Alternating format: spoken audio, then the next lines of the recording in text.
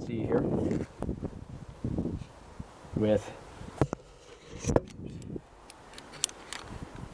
a Petzl AMD ball lock, Pirate here, and some Armor Plus 8mm stitched by Rich Hattier. Anchor Bridge Rope Works. We got my nail in the middle one. And that's a good stopper knot. And put in another one, it's kind of redundant. I'll come over here, take my slack up. I'm going to ascend right on this part. I don't want to use my ascender. So I'm going to go right up, straight through the middle up there. It's about 60 feet, 65 feet maybe. Make sure I have enough rope. You can see what I'm doing here is this is a 16-ounce weight. So I'm just kind of girth hitching it. You can do this with the big rings. I'm letting it hang there. And then when I start my ascent, it should feed through the panton easier. Because I'll have some weight. And then once I get up there, I can just pull that up and take it.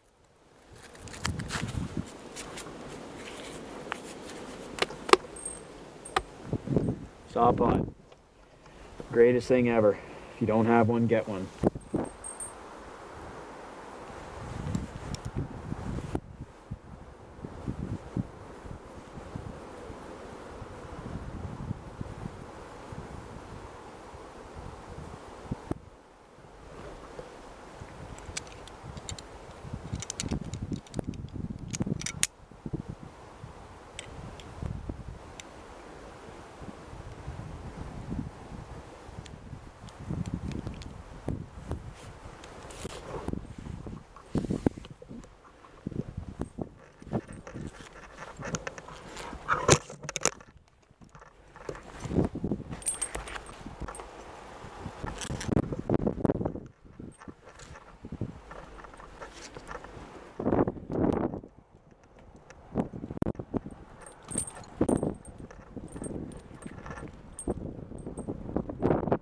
It's really windy. Right over across the ways, New York State. Good old US of A, where the geezers are taking place.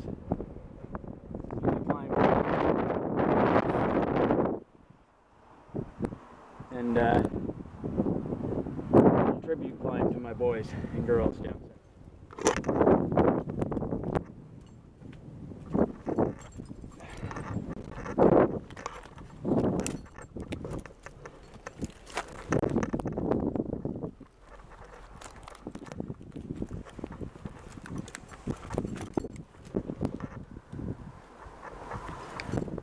Pull up the weight, take the weight off. You can see it's just girth hitched on. You have to have a big ring to do this though, and kind of a small rope.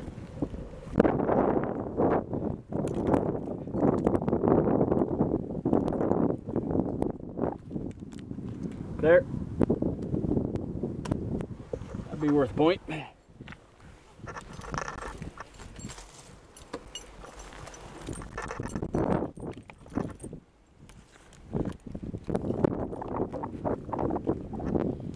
Climbing the tree, not the rope so much. Now I'm going to get back on the rope now. Bonsai, boys.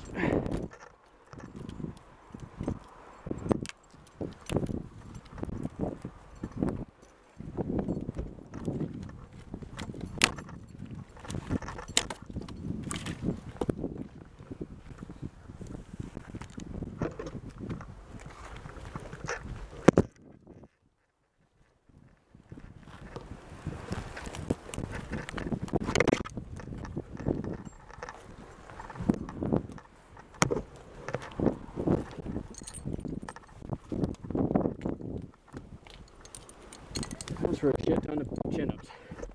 Comes in handy, Keith. We're talking about this. But yeah, shit ton of chin-ups. It makes a difference. SRT it does. Not so much DRT. because I have this mechanical advantage. Way stronger climber than I was.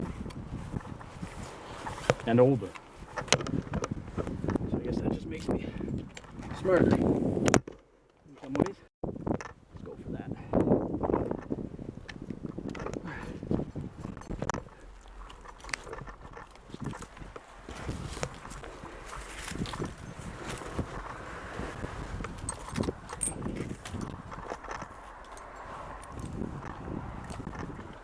Hard Pro boots, boys. Get them when they're hot. A little bit of the splits here.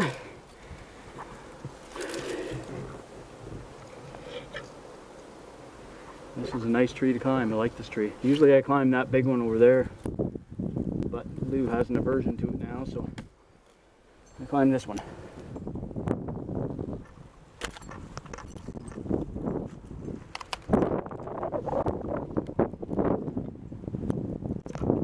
I like that I made that one. If I can make this one over here.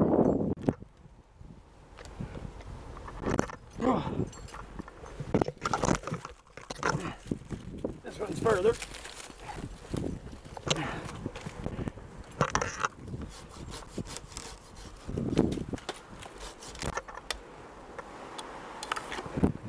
Even though this is just a rec climb, I am getting rid of Deadwood as I go, for the most part. No sense in climbing the tree and leaving it. Just doing the city a favor. Wow. Beautiful jump. Rope wrench gives you so much more control in big swings like that. Just amazing the difference between that and double rope, I find. You can see where this tree is almost completely compartmentalized up, that dead limb, so I just cut it off just outside the wound wood. Actually just barely skinned the wound wood here, but not bad. But you can see the job that they do. Very efficient if they're left alone. I'm just going to be climbing the tree here, not relying on the rope really until I get up here. Now I'm back on the rope. But basically that short 4 or 5 foot move, you can just do it with the rope. Or on the tree, I mean, just like a kid or an ape. A little discussion on climbing hitches on single rope junkies. This is one that is a real close variation of the Cooper hitch. I call it the Dos Equis. And the reason why I made it is because it didn't matter which way I tied the Cooper hitch, it was causing the rope to rub on my stiff tether. I find now by doing the Dos Equis, it really runs really nice. See, it's almost straight there. Just a really slight little bend right here. And it's loose here. So it just comes out and drops down through the pulley. So it's always, doesn't jam the pulley up like this. And this keeps, you can see the twist here, keeps the rope away from the stiff tether so it's not rubbing on my tether. I'd say probably the 2 best hitches in my opinion for the rope wrench are the Cooper hitch and this one, only because they're so similar. There's some other ones like the Newt and the Michoacan, however you say it. They're really good too. A lot more complicated to tie. I like to have mine tied so that you can see here I can fit my 4 fingers in, and I have probably about a ½ an inch between my top finger and the rope wrench, and I have pretty big hands actually, so that works well for me. That way I'm not reaching up in here trying to have this really short little window that I'm trying to get the hitch in. I can just reach up and grab it. Plus it puts it right here in front of me. Now technically I can get away with this just a tiny bit shorter. And I have a couple of them that are a bit shorter. But you know, anywhere from here to maybe down to about that second wrap. That's how long mine are.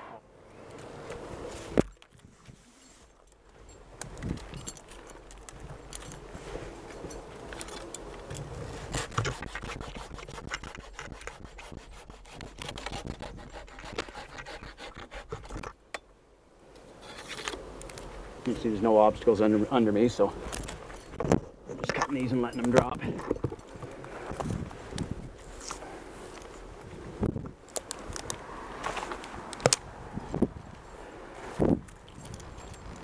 See,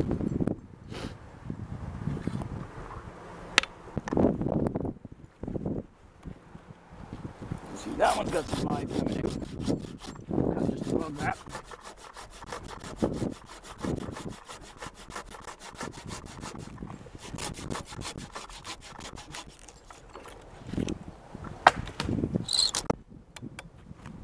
You can see there's woundwood coming up here. Some live growth, so we'll leave that. Just get rid of the dead.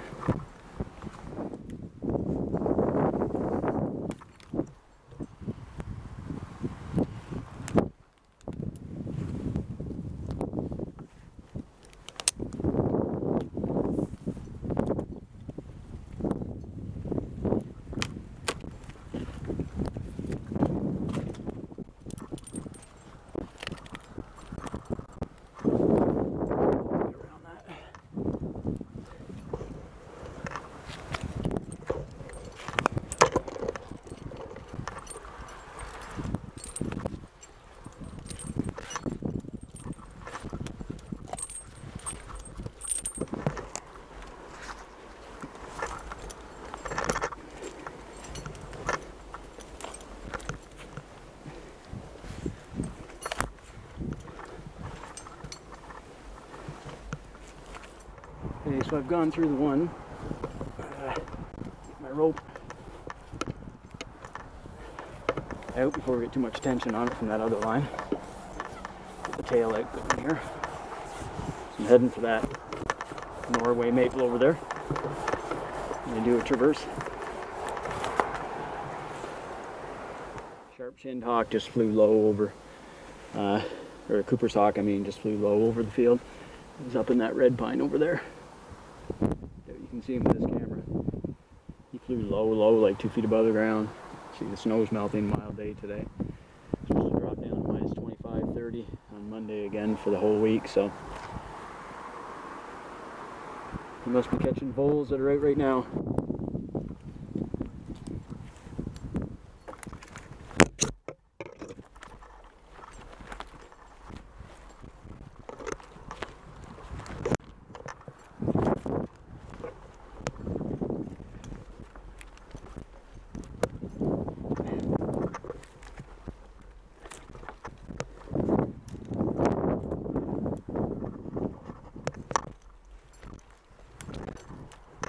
Get around there.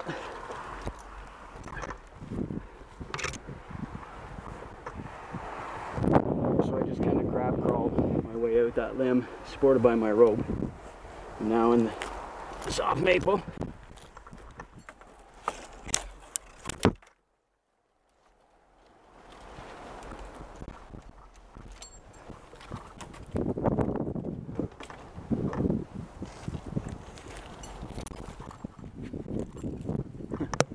That wants to really pull me back out there, but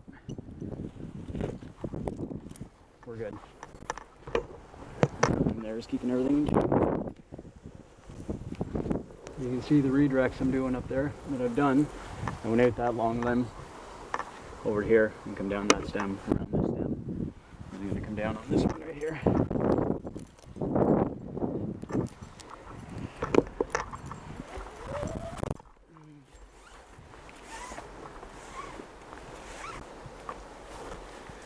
Done. Great friggin' climb. Love it. Mild day. Here's to you geezers. Peace and much love. Little tip at the end of every climb. Just because you'll have one spot where you do some long burnouts and stuff. Swings where you may get a little bit of flattening. Not so much glazing. This armor crust doesn't really glaze, but so what I do is scrape my fingernail along it. Give it a little Play-Doh rub, I call it. If you're a kid from the 70s or the 80s, you probably remember Play-Doh. One of those. Give it a good look over. Everything's nice and round. All the flat spots are gone. Beautiful.